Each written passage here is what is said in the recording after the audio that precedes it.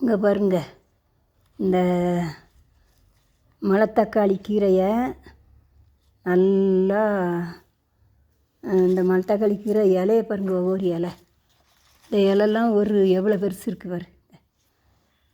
அப்படி இலையெல்லாம் பெருசு பெருசாக இது எங்கள் வீட்டில் மேலே தொட்டியில் வந்துச்சு. அந்த இலையெல்லாம் நான் இப்போ துவையல் அரைக்கலான்ட்டு துவையல் அரைக்கலாம், இல்லைன்னா புளிச்ச கிழங்கு வைக்கலான்ட்டு பறிச்சிட்டு வந்திருக்கேன். அது துவையலுக்கு என்ன தெரியுமா, புளி கொஞ்சம், பச்சை மிளகா கொஞ்சம், காஞ்ச மிளகா ஒரு 5-6 போட்டுக்கணும். போட்டுட்டு மாதிரி நல்லா இந்த ஒரு ஸ்பூனு உளுந்தம்பருப்பு, துவரம்பருப்பு, இல்லைன்னா அந்த நம்ம கடலைப்பருப்பு, அது 1.5 ஸ்பூன் போட்டுக்கணும். ஒரு 5-6-7-8 காஞ்ச மிளகா, ஒரு பச்சை மிளகாய், இன்னும் 2 போட்டால் போதும்.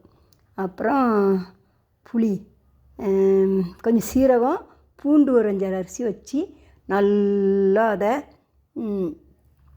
இதை எல்லாம் நல்லா வதக்கிடணும். வதக்கிட்டு நீங்கள் அரைச்சிட்டு கொஞ்சம் தாளிச்சிருங்க, செம்ம சூப்பராக இருக்கும். இது என்ன தெரியுமா, வெங்காயத்தாள். அந்த தாளையும் அதில் போட்டுருவேன். போட்டு நம்ம என்ன பண்ணுறது, அது ஒரு தாள் 2 தாள் இருந்தால் பிடிங்கிடுது. அது வெங்காயம் என்ன பண்ண போகுது, அது கொஞ்சமான்ட்டு இதில் நல்லா இதெல்லாம் போட்டு வதக்கி பொரியல், இந்த இது நல்லா துவையல் அரைச்சி வச்சு நீங்கள் சோத்தில் போட்டு பிசைஞ்சு சாப்பிடுங்க. ஒரு ரசம் கூட வைங்களேன், அவ்வளோ டேஸ்ட்டாக இருக்குது.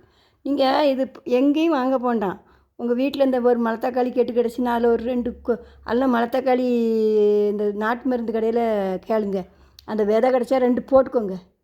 போட்டு சும்மா அப்படி முளைச்சிட்டுன்னு வச்சுக்கோங்க, ஒன்று அதை விதைக்கி விட்டாலே போதும். டெய்லி அதில் ஒவ்வொன்றும் விதைக்கி விட்டு அது பாட்டில் வருதும்மா. மணத்தக்காளி கீரையில் உள்ளது அது பாட்டில் வந்துக்கிட்டே இருக்குது, தழைஞ்சிக்கிட்டே இருக்குது. நம்ம அதை இன்னொரு கொஞ்சம் விதை வந்த உடனே பழுத்துச்சின்னா அதில் 2 எடுத்து போட்டுருவேன், அது அதில் வந்துடும். இப்படி வாரத்துக்கு ஒரு நாள் எனக்கு கிடைக்கும். ஒன்று துவையல் அரைச்சிக்கலாம், இல்லைன்னா ஒரு கடைஞ்சி தாளிச்சிக்கலாம். அப்படி வச்சு செம்ம டேஸ்ட் இருக்குது. நீங்களும் அதே மாதிரி செய்யுங்க, செம்மையாக இருக்கும்.